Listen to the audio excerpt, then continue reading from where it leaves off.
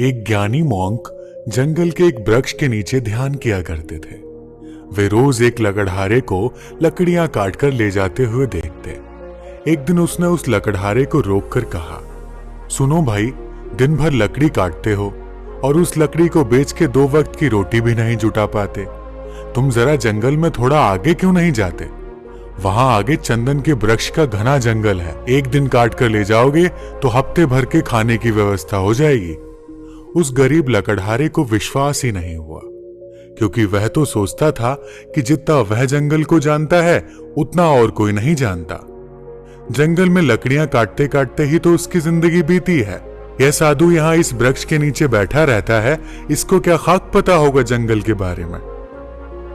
मानने का मन तो नहीं हुआ, लेकिन फिर सोचा कि नुकसान ही क्या है।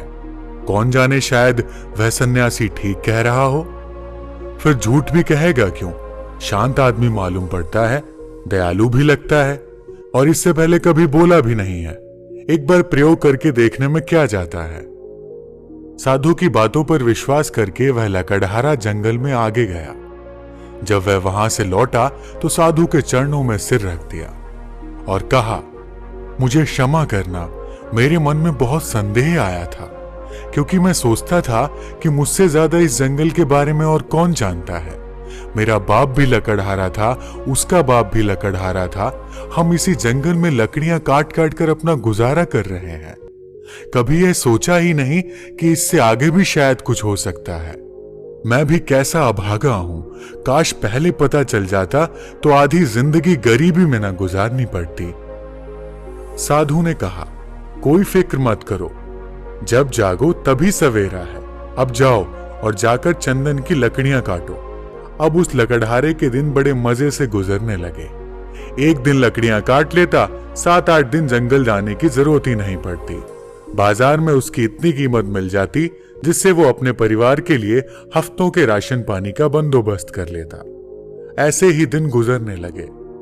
लकड़हारा हफ्ते में एक दिन जंगल जाता, चंदन की लकड़ियां काटता और जाकर उन्हें बाजार में बेच देता। एक दिन जब वो लकड़ियां काटने जा रहा था तो उस साधु ने उसे रोककर कहा, तुम जब से चंदन की लकड़ियां ही काट रहे हो, आगे नहीं गए? तुम्हारे मन में कभी यह सवाल नहीं आता कि इससे आगे भी कुछ हो सकता है? यह तो मेरे मन में सवाल ही नहीं आया कि चंदन के आगे भी कुछ हो सकता है, लकड़हारे ने कहा।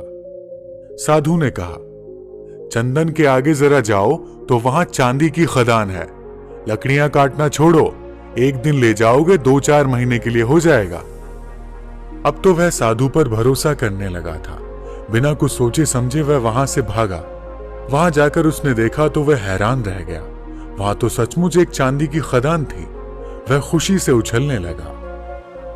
अब तो वह 4-5 महीने में एक बार आता, चांदी लेता और अगले 4-5 महीने आराम से रहता। ऐसे ही कुछ साल गुजर गए। एक दिन जब लकड़हारा चांदी लेने जंगल जा रहा था तो वो साधु उसे फिर से उसी पेड़ के नीचे मिला। उस साधु ने लकड़हारे से कहा, थोड़ा और आगे जाओ, वहां सोने की खदान है। जब वह लकड़हारा चांदी की खदानों से कुछ मील आगे गया तो देखा कि वहां सचमुच सोने की खदान थी। इतना सोना जो उसकी पूरी जिंदगी बदल सकता था। सोने की खदान का पता चल जाने के बाद अब लकड़हारा एक बार सोना ले जाता और साल भर तक जंगल ही नहीं आता।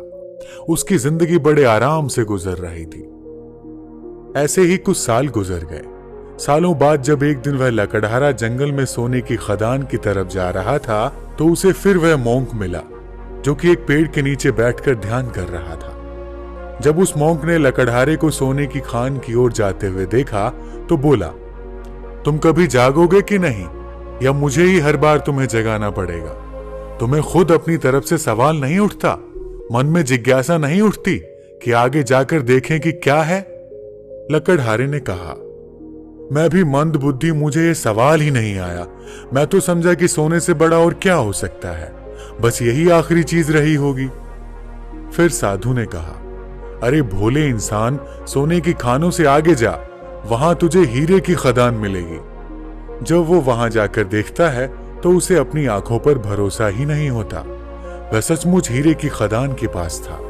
अब तो वो एक बार हीरे ले जाता और कई सालों बाद वापस जंगल में आता। समय के साथ वह लकड़हारा भी बूढ़ा हो गया था। एक दिन जब वह हीरे लेकर जंगल से वापस आ रहा था तो उसी पेड़ के नीचे उसे फिर से वही साधु मिला। साधु ने कहा, अरे नासमझ, अब भी तू हीरो में ही रुक गया।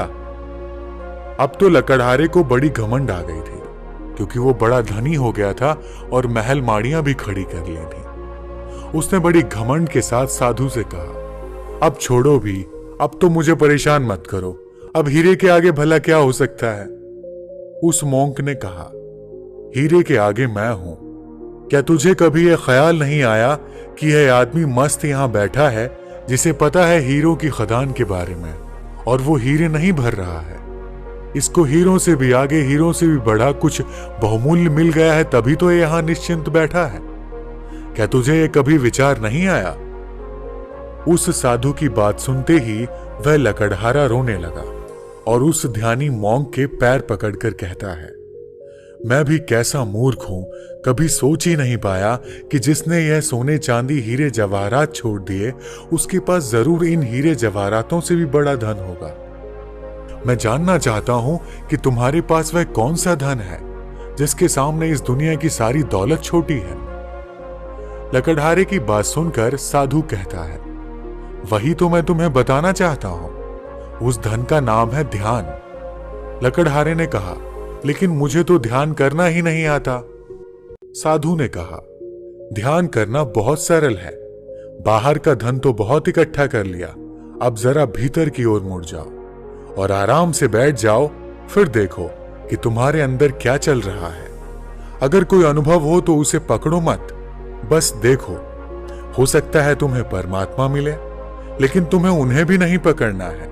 तब तक देखते रहो जब तक कि सभी अनुभव, सभी विचार शांत ना हो जाएं। मगर ध्यान रहे, जबरदस्ती किसी भी अनुभव को करने की कोशिश मत करना। इस विचार को खत्म करने का प्रयास कभी मत करना। जब कोई अनुभव ना रहे और कोई विचार ना रहे, तब तुम निर्भीक होकर समाधि में स्थित हो जाओगे। फिर इधर उधर नहीं भटकोगे और तभी केवल शून्य होगा, और उस शून्य में ही चलता है बोध का दिया, आत्मज्ञान का दिया। ध्यान करने के लिए एक चीज जो सबसे महत्वपूर्ण है वो है धैर्य। आपके भीतर इतना धैर्य होना चाहिए कि घटना आज घटे या कई वर्ष बाद, आप ध्यान करने के लिए हमेशा तैयार रहें।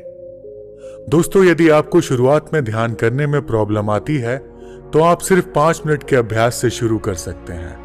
अगर 5 मिनट भी नहीं कर सकते तो 2 मिनट से शुरू कर सकते हैं। लेकिन एक बात ध्यान रखना, इसे कंटिन्यू करना है, हर रोज अभ्यास करना है, नहीं तो आपको रिजल्ट नहीं दिखेगा। दोस्तों, आज की वीडियो में फिलहाल इतना ही। धन्यवाद।